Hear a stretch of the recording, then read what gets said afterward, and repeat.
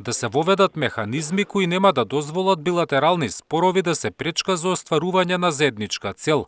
Ваква порака испрати премиерот Христијан Мицкоски од состанокот на постојниот комитет на парламентарното собрание на НАТО, чиј домаќин е земјава. Според Мицкоски досега биле направени многу отстапки и одрекувања за остварување на државните цели како што е членството во НАТО, но како што вели, потребен е механизам за спречување блокади на билатерална основа, со кој ќе се одблокира и европската иднина за државата. Сметам дека треба да се размисли за воедување на механизми, каде нема да се дозволи билатерални спорови да бидат пречка за остварување на колективна и заедничка цел. Ако ние сите заедно чуваме куќата, тогаш и заедно имаме право да си ги кажеме нашите проблеми, разочарувања и очекувања. Ние ќе останеме лојален партнер. И заедно и посветено ќе работиме кон остварување на колективните цели. Пред шефовите на парламентарните делегации од земјите членки на НАТО, Мицкоски се осврна и на трагедијата во Кочани, по која сојузниците ја покажале својата солидарност. Помош понудиле 10 европски држави, а преку механизмот за цивилна заштита на Европската Унија, дел од повредените заминаа на лекување во странство. Оваа трагедија ни покажа дека солидарноста не е само збор, туку дело што ги поврзува народите. Таа е темелот на нашата алијанса, принцип што не води во заедничките напори за зачување на мирот и безбедност.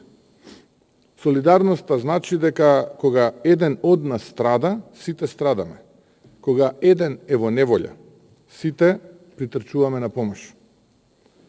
Во изминатите 5 години од нашето членство во НАТО, активно придонесувавме кон колективната безбедност и стабилност на алијансата.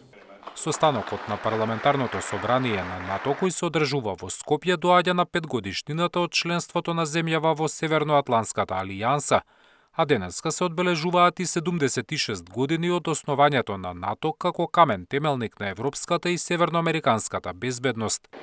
Учеството на македонската армија во мисиите на НАТО и заедничките вежби, според Мицкоски, се доказ за посветеноста на државата за целосна усогласеност со членките на Сојузот за колективна одбрана.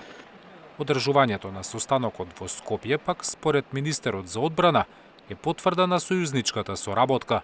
Иако сме горди на постигнатото, свесни сме дека патот не завршува тука. Хибридни и сајбер закани, дезинформации, климатски кризи, сите тие бараат постојана адаптација и координација. Продолжуваме да инвестираме во човечки капитал, дигитална отпорност и капацитети за брза реакција. Но најважно од се, остануваме доследни на вредностите кои не обединуваат демократијата, слободата, владењето на правото и солидарност. Годинава македонскиот одбранбен буџет изнесува 2% од бруто домашниот производ или околу 329 милиони евра, од кои високи над 32% одвојуваме за една од најважните ставки, а тоа е опремување и модернизација на армијата, со што не ја зацрстуваме само македонската одбрана, туку и колективната одбрана во алијансата.